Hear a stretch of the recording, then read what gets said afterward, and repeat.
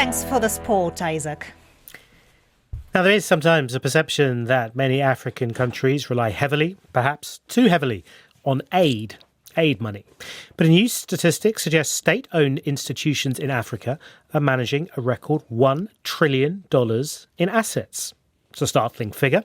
So let's discuss this with Hubert Danso, Chairman and CEO of Africa Investor Group, which works in this sector. Welcome to the programme.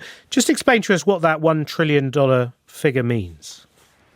Well, I think it's a very significant number, naturally, when you're dealing with a continent that's perceived to be poor and not have its own resources. So I think it's a very reassuring number just to send that message to the market that we do actually have our own capital, and that capital sits in properly regulated and structured institutions that are focused on investing. But I do caution one thing. It's not so much the trillion that should be the startling news, but it's the capacity of well-governed investment institutions to be able to catalyze and leverage that. And I think this is the real opportunity. So that 1 trillion properly managed, properly leveraged, should be able to actually draw in about 15 to potentially 25 trillion. That's the real story. The sort of multiplier effect. I mean, can you give us a concrete example of where that has worked on the continent?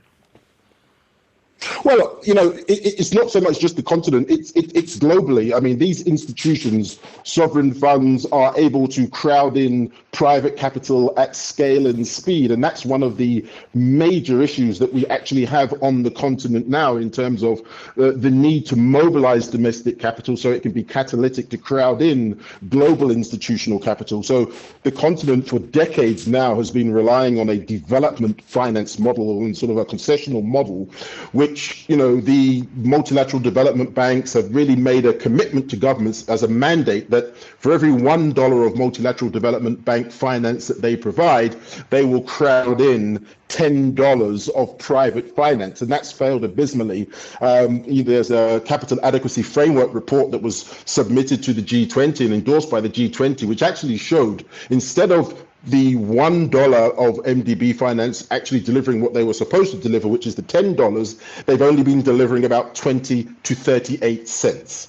So this is really why now a lot of the focus has gone onto the private capital mobilization from a domestic level, because everyone knows that these institutions, well regulated and well governed and well staffed and incentivized sovereign wealth funds and institutions can actually go beyond the 1 in 10 that the multilateral development banks have been failing to deliver in terms of private capital, but can actually get to anything right up to the ceiling of about 25. But I think we're working in the 1 to 10 or to the 1 to 15. So really think about the one as at least a $15 trillion opportunity. And that's really what excites us about this new emergence of so many sovereign wealth funds and the real collective sovereign wealth funds beginning to work together, not just amongst ourselves in Africa, but as collectives with our global peers.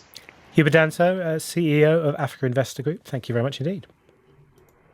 My pleasure.